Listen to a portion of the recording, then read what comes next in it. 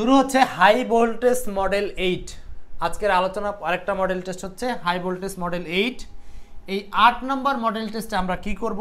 8 নম্বর model টেস্টে আমরা মোট কোশ্চেন করব হচ্ছে 20টা। এই 20টা প্রশ্ন আমরা আলোচনা করে এই 20টা প্রশ্নের মধ্যে আমরা ইনশাল্লাহ 1 মার্কস কমন পাবো, সেই প্রত্যাশা রেখে আমরা 20টা প্রশ্নের আলোচনা শুরু করছি। সো 20টা প্রশ্নের আলোচনা চলে আসি। প্রথম প্রশ্নে চলে যাব আমরা। আজকের প্রথম প্রশ্ন হচ্ছে this ring is made of gold. বাক্যে গোল্ড কোন প্রকারের নাউন? বলেন, এই বাক্যে গোল্ড কোন ধরনের নাউন হবে? গোল্ড, এই বাক্যে গোল্ড কোন ধরনের নাউন? গোল্ড, গোল্ড কোন ধরনের নাউন? এই বাক্যে গোল্ড কোন ধরনের নাউন? 1 নম্বর প্রশ্ন। বিজয় বলছেন হচ্ছে হাই ভোল্টেজ মডেল 8, রাইট। আচ্ছা, this ring is made of gold, এখানে এই যে গোল্ড শব্দটা আছে, বলছে গোল্ড বাক্যে কোন প্রকারের নাউন? আচ্ছা দেখেন, সাইদুল আলভি বলছেন হচ্ছে ম্যাটেরিয়াল নাউন। এক্স্যাক্টলি, এখানকার টিপস হচ্ছে ম্যাটেরিয়াল। এটা হলো কোন ধরনের নাউন? এটা একটা ম্যাটেরিয়াল নাউন। আচ্ছা, ম্যাটেরিয়াল নাউন চেনা সংক্রান্ত বিস্তারিত কিছু পয়েন্ট আছে ম্যাটেরিয়াল নাউন সম্পর্কে। আমরা কয়েকটা পয়েন্ট আপনাদের জন্য একটু শেয়ার করি ম্যাটেরিয়াল নাউন সংক্রান্ত। দেখেন এইখানে একটু তুলে আনছি আমি, দেখেন তো এখানে ম্যাটেরিয়াল নাউন নিয়ে কি কথা বলছি। গোল্ড একটা ম্যাটেরিয়াল নাউন, পদার্থের নাম বোঝায়, এটি একটা মৌলিক পদার্থ বা মৌলিক ধাতু বোঝাতে আমরা সেটাকে ম্যাটেরিয়াল নাউন বলতে পারি। সো কোন কোন ক্ষেত্রে আমরা একটা নাউনকে ম্যাটেরিয়াল বলতে পারি একটু বুঝে নেন। গণনার যোগ্য নয়, মানে আমরা যে নাউনটাকে গণতে পারি না। দেখেন গোল্ড, আমরা কি গোল্ড গণতে পারি নাকি গোল্ড থেকে যা কিছু তৈরি হয়, যেমন রিং কিংবা নেকলেস। নেকলেস মানে গলার হার, রিং মানে হচ্ছে হাতের আংটি। সো এইগুলোকে আমরা গণতে পারি, তাই না, গণনাযোগ্য। বাট এই গোল্ড শব্দটাকে গণনা করা যায় না। গোল্ড হচ্ছে গণনাযোগ্য নয়, কারণ গোল্ডকে আমরা কিনি হচ্ছে ওজন পরিমাপ করে। আবার গোল্ড হচ্ছে প্রকৃতিতে যেভাবে থাকে সেটা কাউন্টিং অবস্থায় থাকে না, শুদ্ধ অবস্থায় পাওয়া যায়। আচ্ছা, এটি কোনো নির্দিষ্ট আকৃতির বস্তু নয়। গোল্ড এটা কোনো নির্দিষ্ট আকৃতি না, এটা খনিতে থাকে, বিভিন্ন আকৃতি থাকে, এটার কোনো নির্দিষ্ট আকার আকৃতি বলা যায় না। আচ্ছা, তারপর আসেন বিভিন্ন আকৃতিতে গড়া, যেমন গয়না, কয়েন ইত্যাদি। আচ্ছা, তাহলে আমরা গোল্ডকে কেন ম্যাটেরিয়াল বলতেছি? কারণ গোল্ড হচ্ছে আসলে এটাকে গণনা করা যায় না, গণনা করা যায় না। ম্যাটেরিয়াল বলার পূর্ব শর্ত হচ্ছে এটা কাউন্টেবল না, কাউন্টেবল না, এটা হচ্ছে আনকাউন্টেবল সেন্স। ওকে, পরের প্রশ্নে আসেন। 2 নম্বর প্রশ্ন, বলেন এর কি আনসার হবে? 2 নম্বর, ডোন্ট রান ড্যাশ ডেপ্ট, কি হবে আনসার? Don't run dash ডেপ্ট।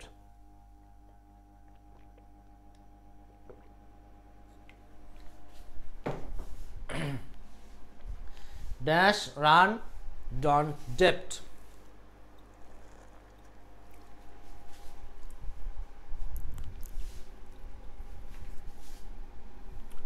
এই রান মানে কি? রান নর্মালি আমরা রান মানে জানি হচ্ছে দৌড়ানো, তাই না?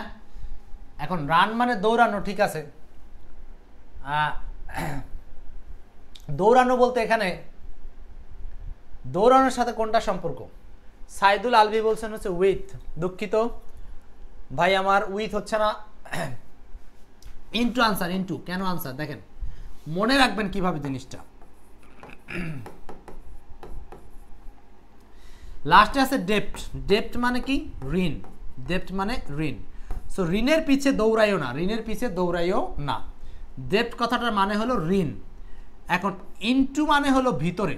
সো ঋণের ভিতরে বা ঋণের দিকে যদি কেউ দৌড়ায়, আপনি যদি, তাহলে ঋণের একেবারে ভিতরে প্রবেশ করা, এর মানে হলো ঋণে জর্জরিত হওয়া, ঋণে জর্জরিত হওয়া। এই জন্য কোনো কিছুর ভিতরে বোঝাতে আমরা সাধারণত ইনটু ব্যবহার করি।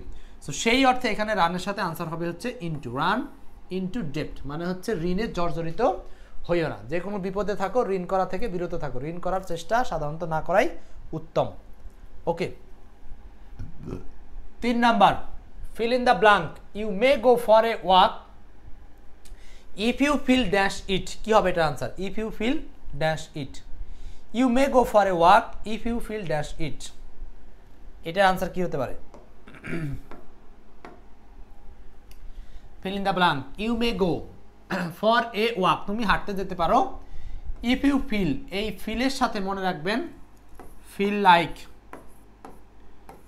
ফিল লাইক, ফিল লাইক কথাটার মানে হচ্ছে যদি অনুভব হয়, অনুভব বা মনে হয়, যদি অনুভব হয় বা মনে হয়, সেক্ষেত্রে কি করতে পারো, তুমি বাইরে হাঁটতে যেতে পারো, তুমি বাইরে হাঁটতে যেতে পারো। সো ফার্স্ট কমেন্ট করবেন, আপনাদের কমেন্ট জরুরি, বেশি বেশি কমেন্ট করেন, দেখেন আপনার এই জিনিসগুলো বেশি মনে থাকবে।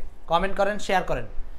সাইদুল বলছেন ফর হবে না, এটা হবে ফিল লাইক, ফিলের সাথে লাইক হবে অ্যান্সার। ফিল লাইক একসাথে, কিন্তু এই দুইটা একসাথে ফ্রেজাল, এই দুইটা একসাথে ফ্রেজাল। এখানে ফিল আর লাইককে আলাদা করে চিন্তা করার কিছু নাই, দুইটা শব্দ একসাথে বসে, ফিল আর লাইক, দুইটার মানে হচ্ছে কোনো কিছু অনুভব বা মনে হওয়া বা মনে করা। নেক্সট 4 নম্বর প্রশ্ন কি হবে? 4 নম্বরটা কি হবে বলেন? 4 নম্বর বলছে যে the complex of a rolling stone gathers no moss, এটার কমপ্লেক্স করতে হবে। এটার কমপ্লেক্স কি হবে? Shah Alam, the complex form of a rolling stone gathers no moss, a rolling stone gathers no moss, এটার কমপ্লেক্স কি হবে? মনে রাখতে হবে একটা জিনিস এখানে হলো, যদি এই নিয়মটা মনে রাখবেন, এই যে আর্টিকেল অ্যাডজেটিভ নাউন যদি এরকম কোথাও থাকে, নিয়মটা কি? নিয়মটা হচ্ছে আর্টিকেল অ্যাডজেটিভ নাউন এরকমটা যদি কোথাও থাকে, আমি আবার বলছি, article plus adjective plus noun যদি এইভাবে থাকে, তাহলে এটাকে আমরা, এই অংশটাকে ভেঙে 2 টুকরো করে সেটাকে আমরা কমপ্লেক্স সেন্টেন্স তৈরি করতে পারবো। সিস্টেমটা কি? সিস্টেমটা হচ্ছে আমরা এই যে আর্টিকেল আর নাউনটা আছে এটাকে একদিকে নিয়ে যাব আর অ্যাডজেটিভটাকে অন্যদিকে নিয়ে যাব। কিভাবে? আমি স্ট্রাকচারটা সাজাচ্ছি, দেখেন, আর্টিকেল প্লাস ওই নাউনটা চলে আসবে, এরপরে আপনাকে একটা কনজাংশন দিতে হবে, কনজাংশন দিতে হবে, এরপর গিয়ে আপনাকে এই যে এখানকার অ্যাডজেটিভটা ছিল, এই অ্যাডজেটিভটা যখন পার্টিসিপল স্টাইলে থাকবে, মানে ভার্ব থেকে আসা অ্যাডজেটিভ পার্টিসিপল, তখন এই পার্টিসিপলটাকেই ভার্বে রূপান্তর করতে হবে। সো এটাকে যদি আমরা ভার্বে রূপান্তর করি, তো এখানে যেমন রোলিং আছে, রোলিং ভার্বটাকে রূপান্তর করে টেন্স অনুযায়ী রোলসে রূপান্তর করা যেতে পারে। এটা আনসার হবে এখানে কনজাংশন হিসাবে, কনজাংশনের পরে ওই ভার্বটা চলে আসবে। মানে এই যে পার্টিসিপলটা ছিল না, এই পার্টিসিপলটা ওখানে গিয়ে ভার্ব হবে, পার্টিসিপলটা ওখানে গিয়ে ভার্ব হবে। সাদ্দাম হোসাইন বলছেন বি নাম্বার আনসার। না, এটার আনসার কিন্তু 1 নাম্বার। হ্যাঁ, 1 নাম্বার আনসার 1। এই যে দেখেন এ স্টোন, তার মানে এখানকার এই যে এ আর হলো নাউন, স্টোনটা এক জায়গায় চলে আসছে, এ স্টোন, আর রোলিং এইটা হয়ে গেছে দ্যাটের পরে রোলস, তার মানে এই জায়গাটুককে নিয়েই কাজ করে সেন্টেন্সটাকে কমপ্লেক্স তৈরি করা হয়েছে। এইটুককে নিয়ে কাজ করে সেন্টেন্সটাকে কি করছি? কমপ্লেক্স করছি। বুঝতে পারছি সবাই? তাহলে আমাদের রুলসটা হচ্ছে আর্টিকেল প্লাস প্রেজেন্ট পার্টিসিপল যদি থাকে, মানে অ্যাডজেটিভ যেটা ভার্বের সাথে আইএনজি, সেটাকেই আমরা কনজাংশনের পরে নিয়ে ফাইনাইট ভার্ব তৈরি করে ফেলবো। এভাবে করলেই ওই বাক্যটা কমপ্লেক্স সেন্টেন্স হবে। এছাড়া বাকি অংশ ঠিক থাকবে, বাকি অংশ গ্যাদার্স নোমোস, এইখানেও গ্যাদার্স নোমোস ঠিকঠাক আছে। বুঝতে পারছি সুলাইমান ভাই? তাহলে আনসারটা হচ্ছে এই নাম্বার। ওকে, পরের প্রশ্নে যাব আমরা। 5, a basket of rotten orange dash thrown away, a basket of rotten orange thrown away, কি হবে আনসার?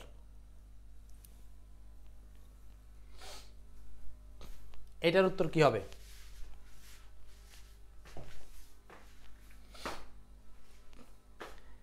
এটার উত্তর কি হবে?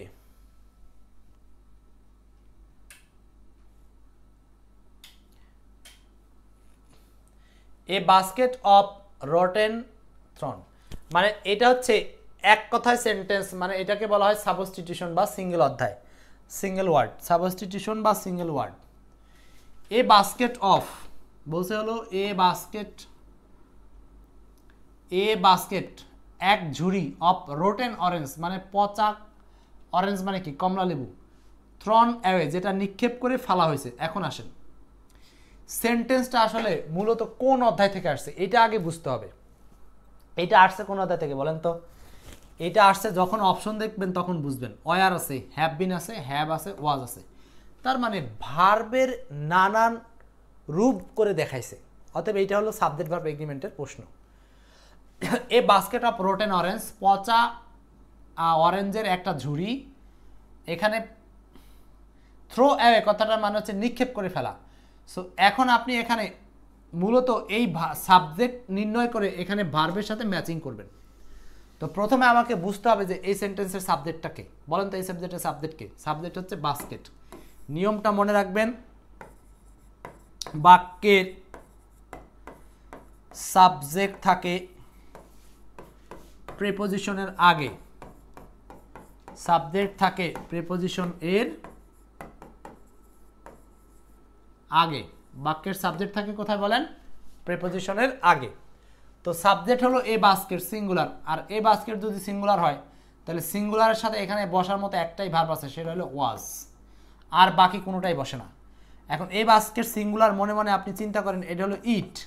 এখন দেখেন আপনার জন্য সহজ হবে, ইটের সাথে ওয়ার বসে না, ইটের সাথে হ্যাভ বসে না, ইটের সাথে হ্যাভ বসে না, ইটের সাথে বসে অজ। সো আনসারটা হচ্ছে অজ, বি নাম্বার ওয়াজ। 5-এর বি। 5-এর কি হবে আনসার? বি নাম্বার, 5-এর বি। ওকে, পরের প্রশ্নে আসি আমরা এখন। 6 নম্বর, let the book be read by you. কি হতে পারে এটা আনসার? বলছে এটা অ্যাক্টিভ ভয়েস কি? মূলত এটা আছে প্যাসিভ ভয়েসে। এটার অ্যাক্টিভ ভয়েস কি হবে? মূলত এটা আছে প্যাসিভে। এটার অ্যাক্টিভ কি হবে বলেন?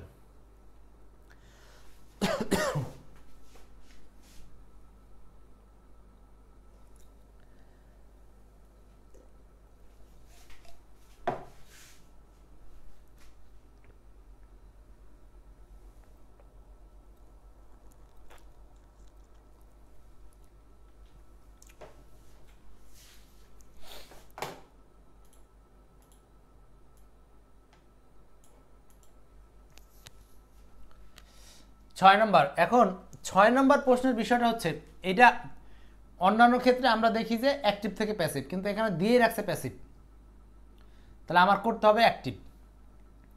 এখন আপনি ওইভাবে চিন্তা না করে এইটা বরং আপনি এই প্রশ্ন থেকে চিন্তা করবেন যে এখানে যে প্রশ্নগুলো দেওয়া আছে প্রশ্নগুলো থেকে ওটা প্যাসিভ হচ্ছে কিনা।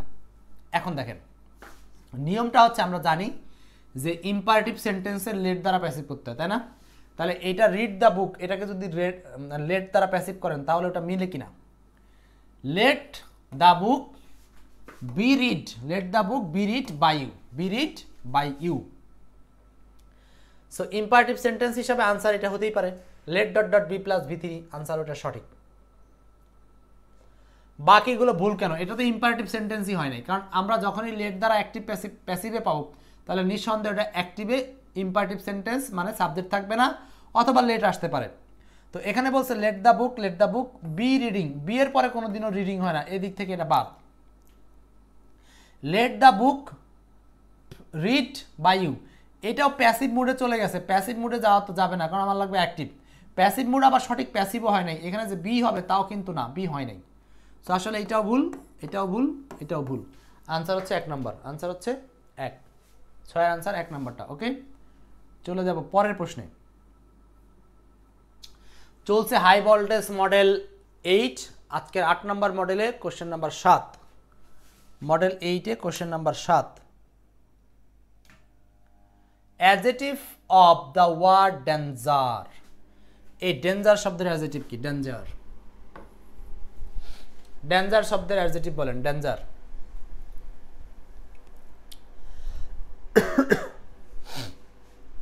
ডেঞ্জার শব্দের অ্যাডজেটিভ কি হবে? ডেঞ্জার, ডেঞ্জার শব্দের অ্যাডজেটিভ কি? দেখেন ডেঞ্জার শব্দটার মানে হচ্ছে ভয় বা বিপদ। ডেঞ্জার মানে কি? ভয় বা বিপদ। ডেঞ্জার মানে ভয় বা বিপদ। সো এটার অ্যাডজেটিভ হচ্ছে ডেঞ্জারাস, মানে A number, dangerous, dangerous. Next question আসেন, পরের question 8, which of the following is a correct sentence. এখানে নিচে কোনটা সঠিক বাক্য বলেন? 8 নম্বর সেন্টেন্সের উত্তর বলেন। 8,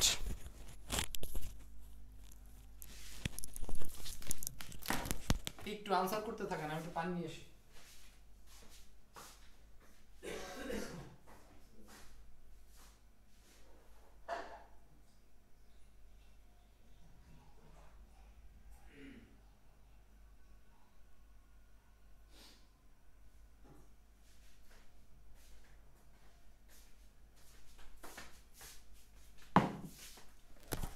বলেন 8 এর উত্তর কি হবে? 8, কোশ্চেন নাম্বার 8।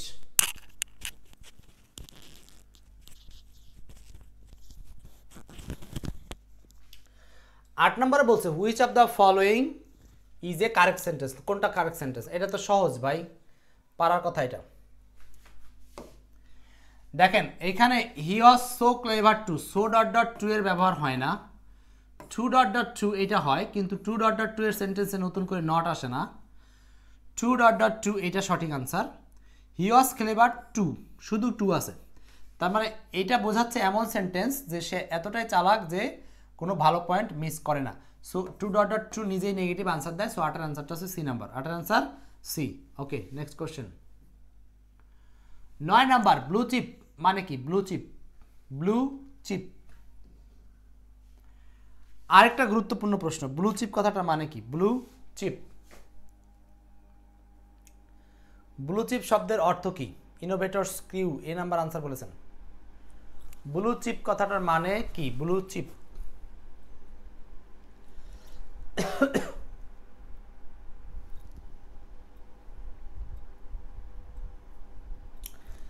দেখেন ব্লু মানে কি? ব্লু মানে নীল। আর চিপ মানে কি? আচ্ছা দেখেন এখানে একটু ক্লিয়ার করে জিনিসটা, এটা আসলো কি করে? ব্লু মানে হচ্ছে নীল, ভালো কথা। আর এই চিপ মানে হলো জুয়া খেলার একটা কড়ি। কড়ি বলতে আসলে আমরা কি বুঝি?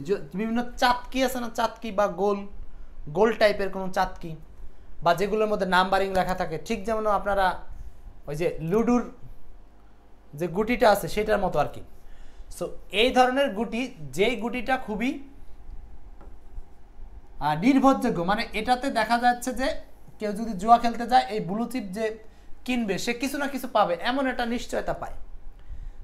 ফ্রান্সে সাধারণত এই এই এটা ব্যবহার করা হয়, তো সেখান থেকে এটা আসছে। তো ব্লু চিপ বলতে বোঝানো হয় যে এমন একটা ইন্ডাস্ট্রিয়াল শেয়ার বা এমন কোম্পানির শেয়ার, সেই শেয়ারটা কনসিডার করা হয় টু বি সেফ ইনভেস্টমেন্ট, মানে এটা একটা নিরাপদ বিনিয়োগ।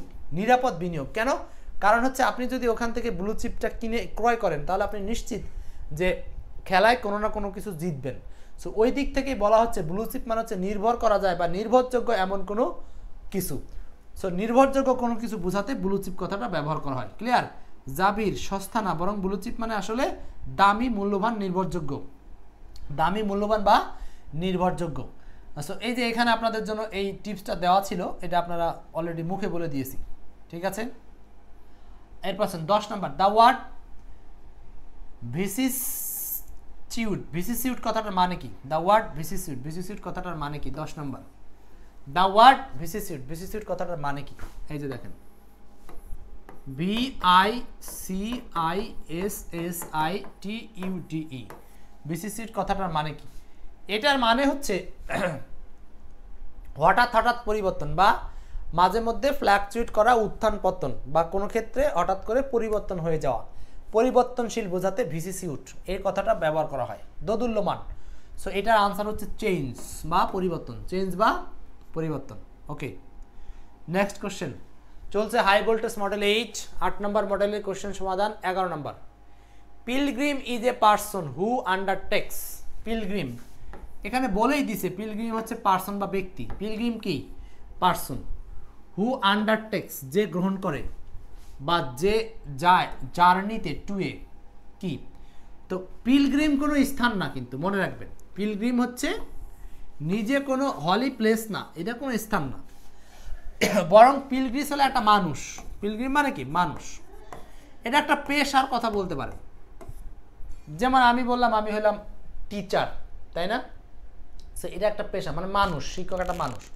সেমভাবে পিলগ্রিম একজন মানুষ যার পেশাটা হচ্ছে পবিত্র স্থানে গমন করা, যেমন হজে যায় কিংবা আরও যা যা পবিত্র স্থান আছে, হ্যাঁ, এইগুলোকে বলা হচ্ছে পবিত্র স্থানে যে সমস্ত ব্যক্তিরা ভ্রমণ করে ওই ব্যক্তিদেরকে বলা হয় পিলগ্রিম। তো আপনি মনে রাখবেন কিভাবে? পিল মানে পথ আর গ্রিম মানে যাত্রা, মানে পথযাত্রা। এইভাবে আপনি মনে রাখতে পারেন চাইলে চাইলে। ওকে, নেক্সটে যাচ্ছি আমরা 12 number. Millennium is a period of. Millennium কিসের পিরিয়ড? সহস্র বছর।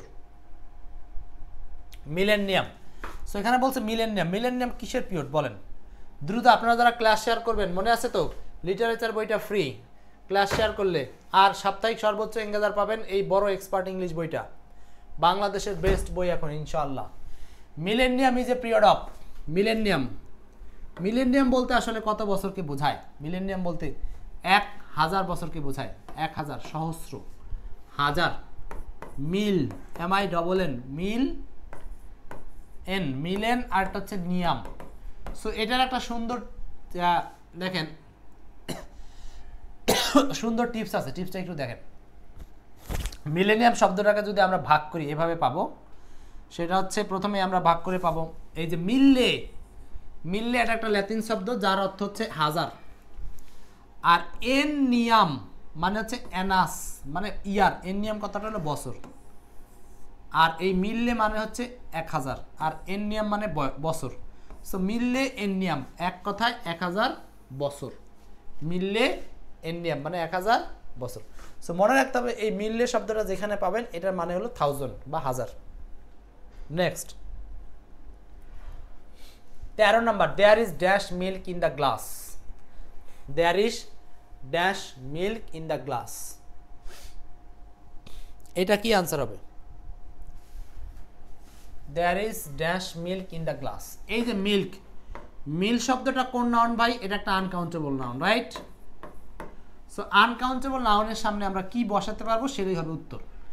আনকাউন্টেবল নাউনের সামনে এখানে পরিমাণ বোঝাতে গ্লাসে দুধের পরিমাণ অল্প পরিমাণে আছে, তার মানে a little answer, a little. এখন বলবেন মাছ দিবেন না কেন? মাছ দিলে বোঝায় তো গ্লাস, তো গ্লাসের মধ্যে কি অনেক পরিমাণে থাকতে পারে? গ্লাস তো নিজেই একটা ছোট পাত্র, সো ওটার মধ্যে মাছ থাকার কোনো সুযোগ নেই। আর পরিমাণ বোঝাতে স্মল হয় না, সাইজ বোঝাতে স্মল হয়। Okay, next 14 number, this climate congenial, এই যে কনজেনিয়াল এটার সাথে কি বসবে?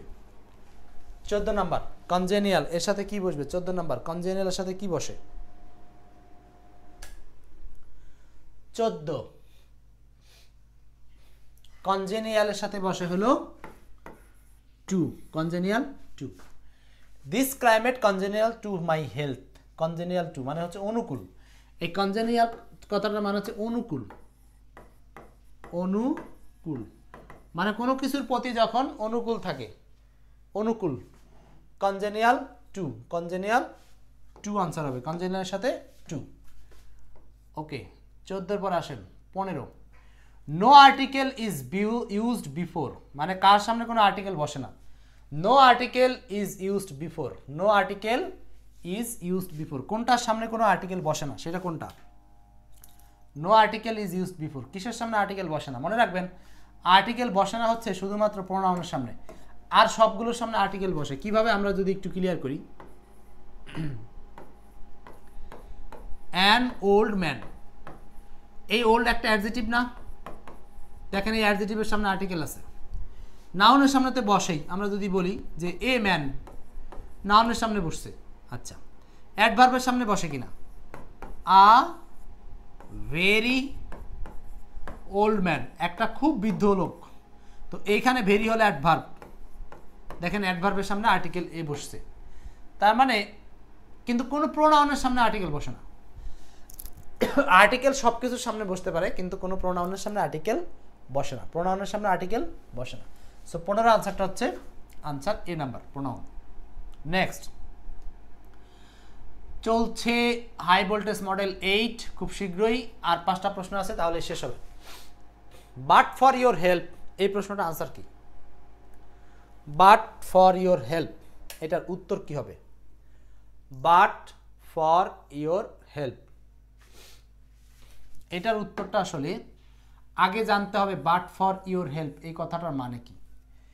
এইটা হলো থার্ড কন্ডিশনালের negative version, third conditional negative version. মূলত এটা ছিল এরকম, সেন্টেন্সটা ছিল এরকম, if you had not, if you had not helped me, comma. মূলত বাক্যটা ছিল এরকম যে if you had not help, এই যে এটা ছিল হ্যাড নট হেল্প, তাই না? সো এই যে নেগেটিভ কন্ডিশনালটা, থার্ড কন্ডিশনালের যে নেগেটিভ ভার্সনটা, এটাকেই সংক্ষেপ করে লেখা হয়েছে বাট ফর ইউর হেল্প। কথাটার মানে হচ্ছে তোমার সাহায্য ছাড়া, মানে যদি তুমি সাহায্য না করতে তাহলে আমার কি হতো। সো থার্ড কন্ডিশনালের নিয়মে এর সাথে ম্যাচ করে এখানে কি হবে বলেন, তাহলে এখানে আনসার হবে হচ্ছে would have failed, would have failed. 16-র আনসার হচ্ছে এ নাম্বার, 16-র আনসার এ। ক্লিয়ার? বুঝতে পারছি বিষয়টা সবাই? 16-র আনসার এ নাম্বার।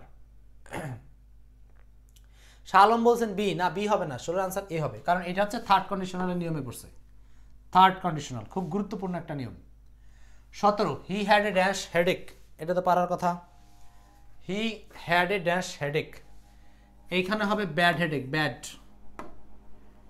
এটা হবে হচ্ছে bad headache. He had a bad headache, তার খুব মাথা ব্যথা করছিল, ব্যাড, মাথা ব্যথা অর্থে ব্যাড হেডেক বসে। নেক্সট 18 নম্বর প্রশ্ন। 18 বলছে অ্যালকোহল টেলস ইউর হেলথ। খুব সহজেই বাংলাটা বুঝতেছেন যে অ্যালকোহল মানে মদ্যপান তোমার স্বাস্থ্যের কি করবে, ক্ষতি করবে।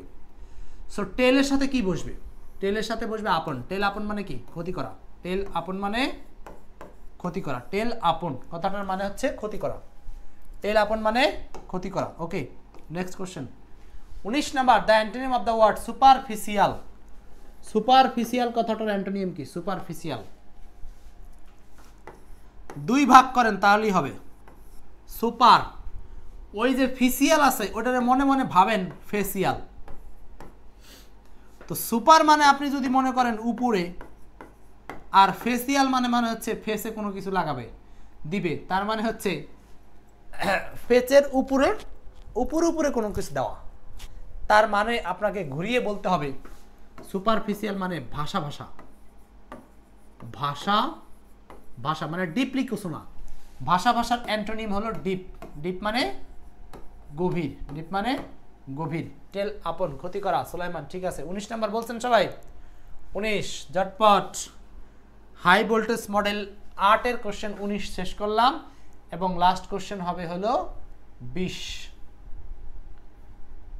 নাম্বার প্রশ্ন। দ্য ডোর ওপেন অটোমেটিক্যালি, এখানে এই ভার্বটা কি, এখানে এই ওপেন ভার্বটা কি, এখানে এই ওপেন ভার্বটা কি? The door open automatically, the door open automatically. আচ্ছা, এখানে আনসারটা হচ্ছে, আনসার হবে 3 নাম্বার। এটা ইন্ট্রানজিটিভ। কেন ইন্ট্রানজিটিভ হলো, আজকেও সকালের ক্লাসে পড়াইছি। যদি আমরা ভার্বকে প্রশ্ন করি হোয়াট অথবা হুম দ্বারা, কি যারা ক্লাস দেখছেন অন্তত একটু রিয়াকশন তো দেওয়া যায় যে আপনারা আসলে ক্লাসগুলো করে ভালো লাগতেছে কিনা। ক্লাসটা তো শেয়ার করবেন অথবা কমেন্ট তো করতেই হবে সবাইকে। কমেন্ট করলে এগুলো মনে থাকে ভাই, কমেন্ট না করলে মনে থাকে না। সো হোয়াট ওপেন অথবা হুম ওপেন, কোনো আনসার নাই। তার মানে হোয়াট বা হুম দ্বারা আনসার প্রশ্ন করে যদি অবজেক্ট না পাই তাহলে এটা ইন্ট্রানজিটিভ। অবজেক্ট নাই মানে ইন্ট্রানজিটিভ। সো এখানে যেটা আছে সেটা হলো অ্যাডভার্ব। সেটা কি, অ্যাডভার্ব। আর অ্যাডভার্ব পাওয়া যায় ওপেনকে প্রশ্ন করে হাউ দ্বারা। হাউ ওপেন, কিভাবে ওপেন হয়েছিল, উত্তরটা হচ্ছে অটোমেটিক্যালি, ওটা অ্যাডভার্ব, ওটা কোনো অবজেক্ট না। তো যেহেতু অবজেক্ট নাই সেহেতু ইন্ট্রানজিটিভ। অবজেক্ট নাই বিধায় এটা ইন্ট্রানজিটিভ ভার্ব, অবজেক্ট নাই বিধায় ইন্ট্রানজিটিভ। ওকে, এই ছিল হচ্ছে 20টা প্রশ্ন আপনাদের সাথে হাই ভোল্টেজ মডেল 8-এরও।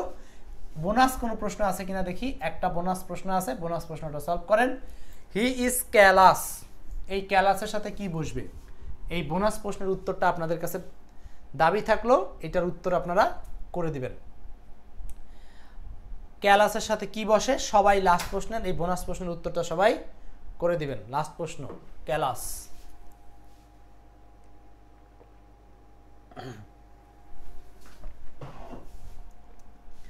যারা সত্যি সত্যি ক্যালাস তারা এটার উত্তর করবে না, আর যারা ক্যালাস না তারা উত্তর করবে।